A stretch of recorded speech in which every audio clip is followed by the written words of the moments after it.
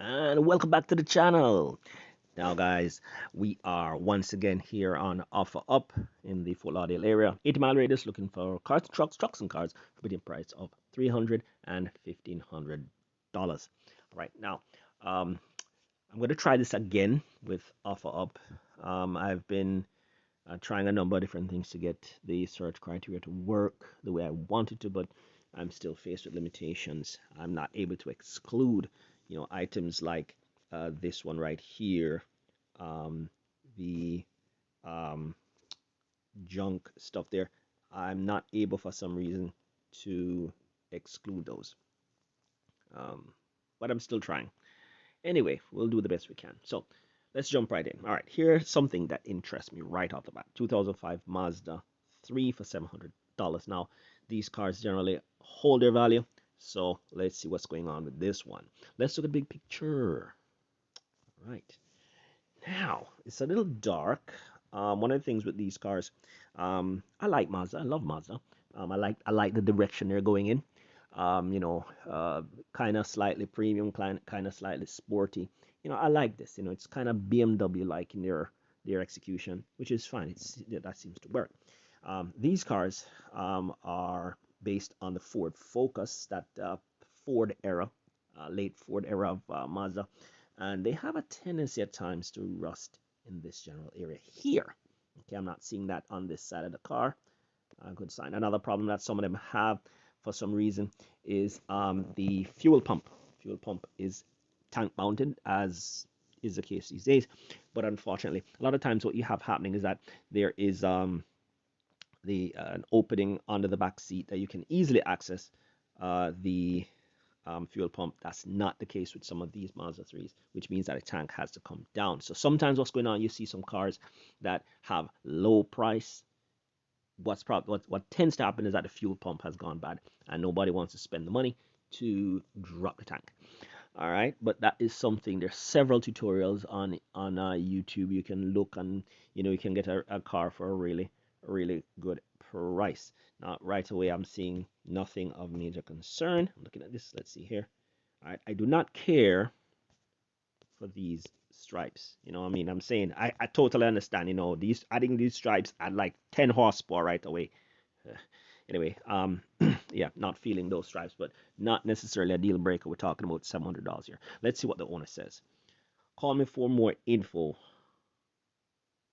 Okay, I'm not sure. I go and need to sell this car. Okay, brother. All right, see what's going on here. All right, not too sure what's going on, but my bet, if something is wrong, it's either the pump, or maybe it's got some engine problem. Either way, $700 not bad. All right, let's keep moving. Let's keep scrolling. All right, 2006 Infiniti G35 for $1,200. I'm curious, guys. I truly am. Let's have a look at the big picture. Let's see if we can find why this vehicle is so. All right, here's the thing. All right, right off the bat, I'm looking at this here and I'm thinking, do you see what I see? I see car seat here. Well, I see a different car seat, I should say. I see something going on here. Um, Very interesting here. Okay, I'm seeing modifications here. I'm seeing some paint fade going on there. These rims, I do not like these rims. They look a little childish to me. But anyway, ooh, look at this. Some paint fade on top of the roof there. Um, Infinities do the interiors don't really hold up quite well. That's my major problem with Infinities. Their interiors really do tend to fall apart. $1,200. Let's see what the description says. Transmission has problems. It has slight problems when it runs. Yeah, I'm not surprised. Not surprised a lot of these cars were run hard. $1,200. I think that's a little too expensive. I would pass on it. All right. Okay. 1999 Mercedes-Benz C Class. 1399. I don't like that price, but it's a promoted thing. It's being sold here. I'm thinking that this is a is it? Mm, okay, it might actually be the price. All right, let's have a look. Let's have a look at the big picture. All right, now these cars, guys, when they came out, they replaced the 190e as the smallest Mercedes at the time. This was the smallest one you could get, and the 190e was a brilliant vehicle, absolutely and positively reliable vehicle, very well built. And the C class was one of the first cars that Mercedes called a C class. It wasn't anything, it wasn't a class before then. It was, 190e. You had the 300e, the 280e, and so on and so forth. Um, and you had the 500 SC, 500 SCL, etc., etc. But they were not called classes. This began the classes: C class, E class, S class, SL class, so on and so forth. So this was one of the early ones. This was the first of the smaller Mercedes to get this nomenclature. All right, this looks pretty sound on the interior. This is a gorgeous machine. I'm liking it. I honestly, at the time when this came out, I was a huge Mercedes fan because Mercedes built excellent vehicles at the time. Now, not so much. They're too complicated. They're perhaps the best of the Germans. Um, if you're taking BMW and Audi and Volkswagen and Mercedes and Opel into account, yeah, Mercedes undoubtedly the best of the lot, but nowhere near the Japanese. And that's a fact. So I'm looking at this here and I'm thinking that it's probably the price. Um, I'd have to dig further to see if I'm being slight here, but at 39.99, a 1999 Mercedes-Benz C-Class in this condition, this is a C280, okay, because it says here 2.8 liter V6. I don't think it's a V6 though. I think the 99s were still straight sixes, but don't quote me on that one. But yeah, my good friend's mom had one of those, and hey, 30.99, I think that's a good deal. Guys, jump on that one. All right, scrolling. All right, 2007 Ford 500. All right, let's have a look at this one. All right, $1,100. Let's have a look at the big picture. All right, now these cars, some of them I did not care for because they came with a CVT transmission. I do not like CVT transmissions. Okay, I think those were the all-wheel drive ones that came with the CVTs. The front-wheel drive ones came with a conventional automatic. I'll check on that and let you know if I made a mistake. I'll put it on the screen here somewhere, the correction. Seats don't look too bad. They've been fairly well. They've worn fairly well. We've got a little dent going on there. Front bumper is falling off. Okay, look at this, guys. We see a color difference here, which means that there's been some damage repair here and not well done.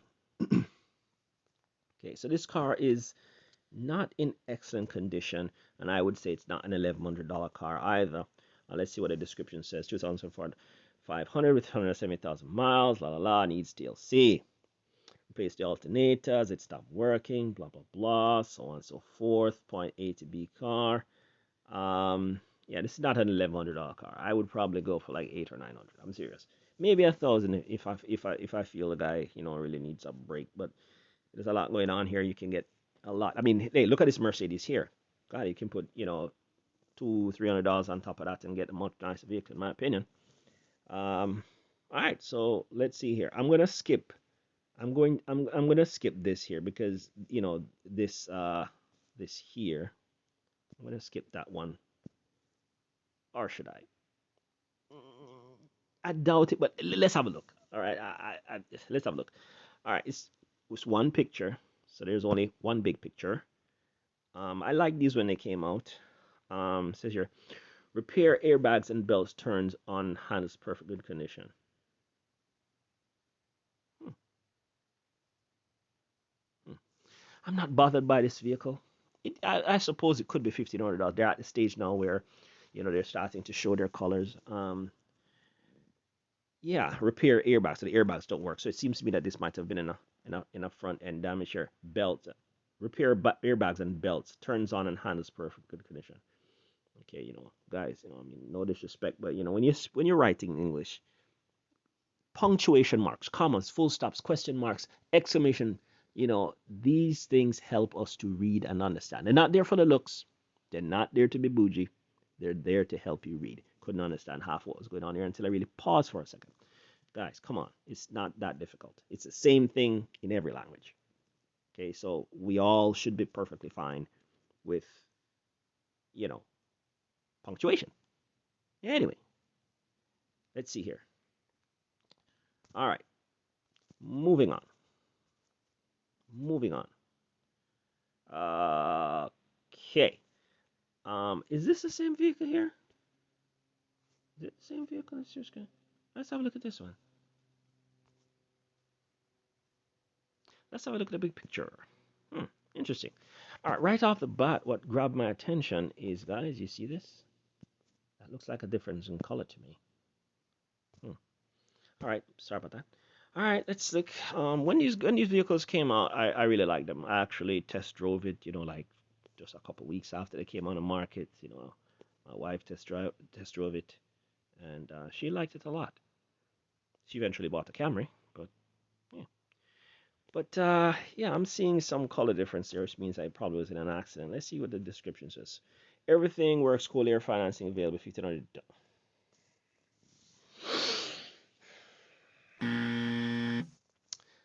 I got caught with my pants down, but I was correct here. See, rebuild title. So yeah, $1,500. I don't know. $1,500 down. Yeah, I don't know, guys. All right, 2006 Chevrolet Cobalt, $1,400. Now, let's have a look at the big picture. Okay, now this, guys, is an SS, which means it had the 2.4 liter. What is that now? It was the next generation to what was it, the Quad 4. Right? So it's a twin cam 4-cylinder. I believe if I recall correctly, the Quad 4 was General Motors US's first homegrown twin cam 4-cylinder. It was a brilliant engine, the 2.3 liter version back in the day. Brilliant engine, brilliant engine. 2.3 liters, and it had 180 horsepower. 180 horsepower in the early 90s. Oh my God! At that time, 3-liter V6s were only making 150, and I think Nissan was 153, which was the most powerful 3-liter V6 at the time. 153 horsepower. Believe that. Any 4-cylinder nowadays can make that. But yeah, the SS. This was a decent little rocket there. I believe this would have actually had the supercharged 2.4 liter. Let's see what the description says. Cobalt SS 2.4 automatic leather interior on 68,000 miles. New brakes and rotors. Cabin filter. Tires good. Front tires, cars no crank, no start issue. Replace tires and still on crank. Title time to fix. 14 hours or best offer as is. I would take the chance. Because I like these cars. I've always liked them. They're not great, but they're nice cars. I mean, when I say nice, I mean they're not to everybody's taste, but I like them. They're for $1,400. I'd take a chance. 2006. All right, let's see if we can get another one. Decisions. Let's scroll.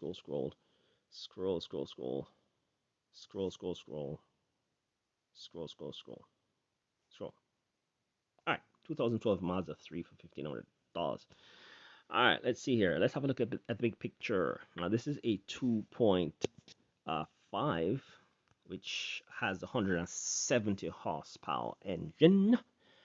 Yeah, I at first I did not. Hello, how are we?